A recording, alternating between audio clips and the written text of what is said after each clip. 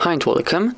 I am here today with ASUS ROG Phone 5 and I'll be showing you how you can take screenshots without pressing any buttons. First we have to go to the settings. Then find Advanced.